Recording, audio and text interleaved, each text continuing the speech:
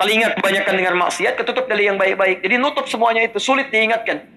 Nah yang seperti ini, itu nanti kalau kebanyakan amal salahnya, itu satu harinya 1000 tahun. Fi yaumin kana miqdaru alfa sanatin mimma ta'udun. Di seharinya 1000 tahun. Sedetiknya 48 hari. Jadi kalau dicelupkan ke situ sedetik saja, rasanya 48 hari. Kalau dia punya kedudukan, tinggalkan. Kalau dia punya pengaruh, tinggalkan. Dia artis, tinggalkan. Dia siapapun, tinggalkan. Anda lihat umat Nabi Muhammad itu ciri khasnya adalah, pertama, dia tegas pada segala hal yang menyimpang. Ya, ingat, saya pernah terangkan ini beberapa kali. Di Quran itu ada redaksi kafar, ada redaksi kafir, ada kufar. Itu tiga ini, itu memberikan penekanan yang berbeda. Anda mesti hati-hati. Kalau kafar, itu artinya perbuatan yang menyimpang. Yang umumnya dikerjakan sebetulnya oleh non-muslim. Tapi orang Islam pun, yang mengaku Islam mengerjakan itu. Misal, Anda pernah melihat ada orang mengaku Islam tapi nggak mau sholat, ada? Baik, dia mengaku Muslim, KTP-nya Islam, tapi nggak mau sholat. Sekarang saya tanya pada Anda, kalau non-Muslim sholat tidak? Tidak, wajar tidak? Wajar karena tidak ada imannya. Dia tidak ada iman, dia tidak sholat. Sekarang ada orang mengaku beriman, tidak sholat. Non-Muslim tidak sholat, dia tidak sholat. Sama nggak perbuatannya? Sama, ketika perbuatannya sama, maka diambil kata serupa dengan itu menggunakan kafar. Kafar, jamaknya kafaru. Misal, contoh kedua, maaf ya, ada non-muslim tidak beriman. Dia tidak tahu syariat zakat, dia tidak berzakat. Non-muslim tidak berzakat, diberikan harta, cara syukurnya dengan berzakat. Dia tidak berzakat karena nggak ada imannya. Ada nggak orang mengaku Islam nggak mau zakat? Ada. Ada.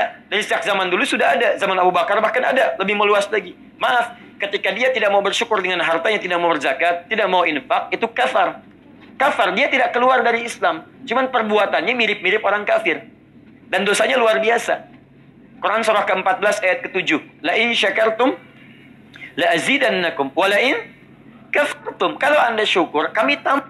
Tapi kalau Anda kafar tuh, ya, kafar di situ bukan saya keluar dari Islam. Dia tetap muslim, cuman perbuatan dia maksiatnya tingkat tinggi, dikerjakan oleh orang yang tidak pernah beriman. Itu murkanya tinggi dari Allah. Kamu ini bagaimana sih? Ngaku iman tapi nggak mau sholat.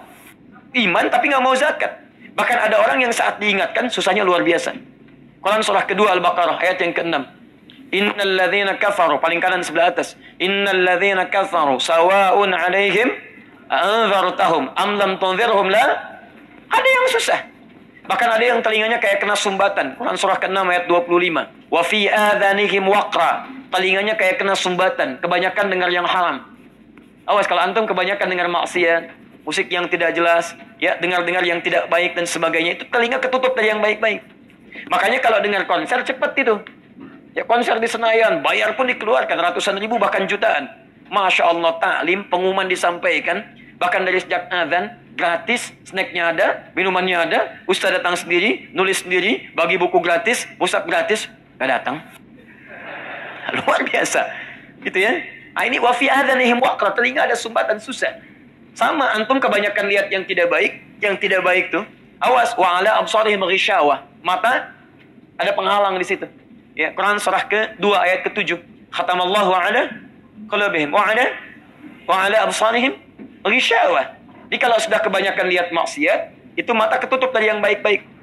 Telinga kebanyakan dengar maksiat, ketutup dari yang baik-baik. Jadi nutup semuanya itu, sulit diingatkan. Nah yang seperti ini, itu nanti kalau kebanyakan amal salahnya, amal solehnya semakin berkurang, dia masuk ke neraka. Ya, paling ringan diseret ke nerakanya, itu tarik ubun-ubunnya, dicelupkan kayak bikin teh celup. Quran surah ke-4 ayat ke-56. Paling kanan sebelah atas. Innal ladzina kafaru, awas, bi ayatina saufa nuslihim nara. Kafaru, orang-orang yang ingkar terhadap ayat-ayat kami, baik dari golongan yang tidak beriman atau orang yang ikut-ikutan pekerjaan yang tidak beriman, ikutan tidak sholat, ikutan tidak bayar zakat, ikutan macam-macam. Ini levelnya baru ikutan, belum mencela yang muslimnya. Mencela sih enggak, cuman ikut-ikutan enggak ibadah. Itu paling minimal, tarik ubun-ubunnya. Nusli itu ubun-ubun ditarik. Nara, kami masukkan ke neraka.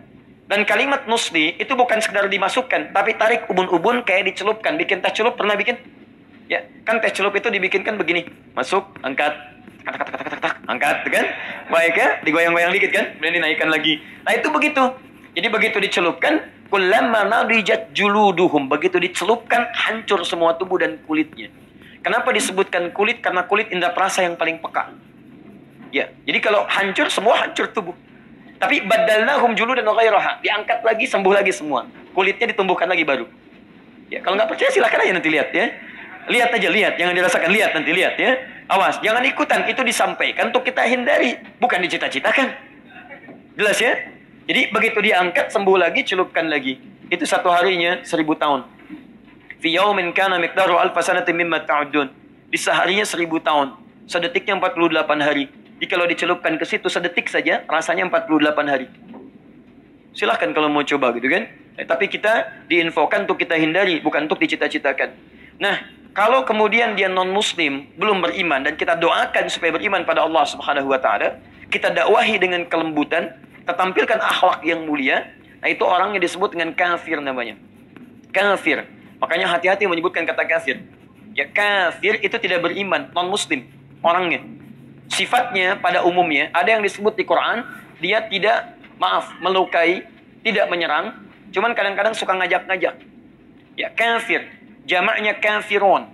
Jamaknya kafirun. Kata kafir itu, kalau sudah jamak, itu tidak ada muannasnya. Seperti gini, muslim, perempuannya apa? Muslimah. Baik ya. Muslim, jamaknya muslimun, perempuannya muslimat. Mukmin, jamaknya mukminun, perempuannya mukminat. Kafir, jamaknya kafirun, perempuannya nggak usah ngarang. Kafirat nggak ada, Bu. Nggak ada. Nah, itu ada bentuk jamak yang sudah mencakup laki-laki dan perempuan. Kalau Anda belajar spesialisasi bahasa Arab, itu ada jamak yang nggak bisa itu dipahami dengan menambahkan alif ta jadi perempuan. Itu semuanya adalah laki-laki dan perempuan. Seperti hadirin, nggak ada hadirat. Cuman di Indonesia ada hadirat. Ya, silakan cek di Arab. Ayyuhal hudur hadirin. Jadi hadirin itu mencakup laki-laki dan perempuan. Jadi jangan terlalu kreatif, nggak usah ditambah lagi hadirat ya. Bikin bingung malah itu bikin bingung kalau di Arab ya. Di kita nggak apa-apa lah ya. Baik, kembalikan. Nah, jadi dulu pernah ada yang datang kepada Nabi Muhammad SAW, beberapa utusan. Muhammad, kita memang beda, gak usah berselisih. Ya, kita gantian aja. Malam ini kami nyembah Tuhan, kamu nyembah Tuhan kita. Maka turun satu surah langsung namanya Al-Kafirun. Dengan orangnya langsung. Qul ya ayyuhal kafirun. La a'budu ma ta'budun. Sampai ujungnya lakum dinukum waliyadin. Mohon maaf, ya Anda yang masih terhalang. Kafir itu masih terhalang. Sopan, belum mau menerima hidayah. Dan mereka mengakui, kami memang masih terhalang, menutup diri kami, belum mau buka. Makanya ketika disebut kafir, dia nggak marah. Qul ya ayyuhal kafirun. Apa? Oh, tidak. Ya, dia paham, bahasanya sopan, karena itu dia terima. Oh, baiklah kalau begitu. Kamu belum bisa terima, nggak apa-apa. Di ujungnya lakum dinukum waliyad. Itu toleransi paling tinggi. Toleransi paling tinggi dalam beragama itu namanya zero tolerance. Itu paling tinggi. Ini tidak usah saling ganggu. Anda silahkan ibadah di tempat Anda. Kami ibadah dengan keyakinan kami. Yang terjadi kalau Anda ingin bertanya, ayo kita dialog, kami terangkan, kami dakwahi. Tapi tidak harus kemudian kita saling menghadirkan hal-hal yang tidak membangun dan bermanfaat dalam kehidupan. Silakan, itu indah sekali. Jelas ya? Nah, jadi kalau sekarang disebutkan ada hukum dalam fikih, pernah saya sampaikan pada Anda, kaidah dalam tafsir, kalau disebutkan kejadian, perbuatannya tidak disebutkan kapan, orangnya siapa, itu tandanya akan terjadi lagi di setiap masa dengan tokoh yang berbeda, di tempat yang tidak sama. Jadi kalau sekarang pun Anda menemukan non-muslim, ya tidak menyakiti Anda, cuman suka ngajak-ngajak. Nah, itu akan ditemukan. Karena Qurannya sudah mengisyaratkan akan terjadi lagi di masa depan dengan tokoh yang tidak sama. Silahkan Anda cek, main-main Car Free Day. Karnya yang free, orangnya tidak. Dia begitu datang mengatakan pada Anda, Pak, tolong minta waktu sebentar. Kita harus percaya pada Tuhan, begini. Anda tahan sebentar, Pak. Maaf Pak ya, Bapak terlambat. Sudah ada yang seperti Bapak. 15 abad yang lalu, Bapak ketinggalan, Bapak kemana aja?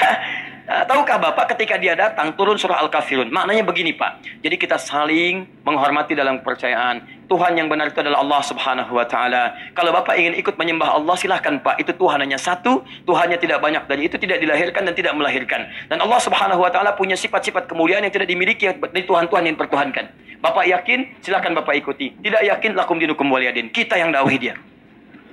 Ya, ini cukup ringan kalimatnya. Terakhir kufar. Kalau kufar itu sudah sulit. Maaf, kufar itu sudah sulit. Dia menggabungkan dua sifat. Pertama, perilaku yang menyimpang bahkan menyakiti orang Islam.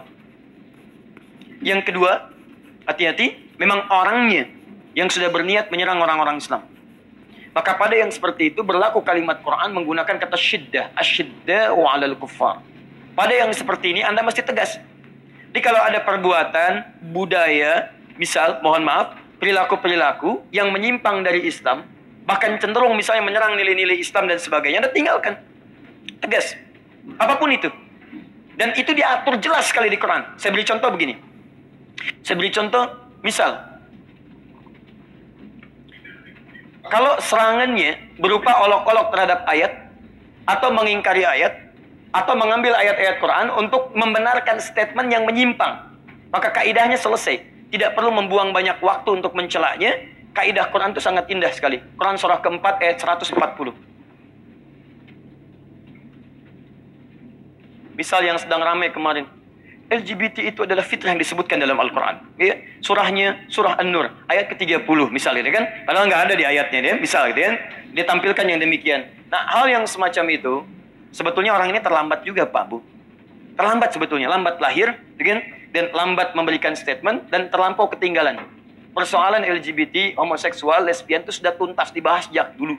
Sejak zaman Nabi, bahkan disampaikan pada para sahabat, diteruskan pada para tabi'in, dan ulama sudah menyelesaikan persoalan itu.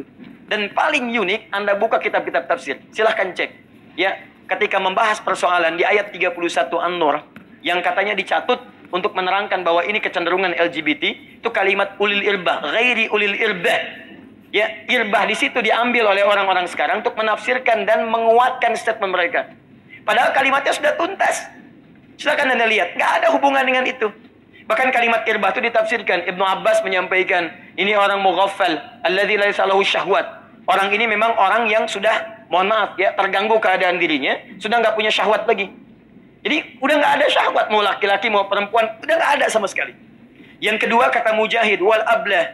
Ini orang yang mohon maaf, kalimatnya memang agak tinggi, ya, agak tinggi, agak keras. Ini orang idiot. Dalam arti udah nggak punya pikiran yang normal. Ya. Yang ketiga, muhannaf yang tidak jelas orientasi seksualnya.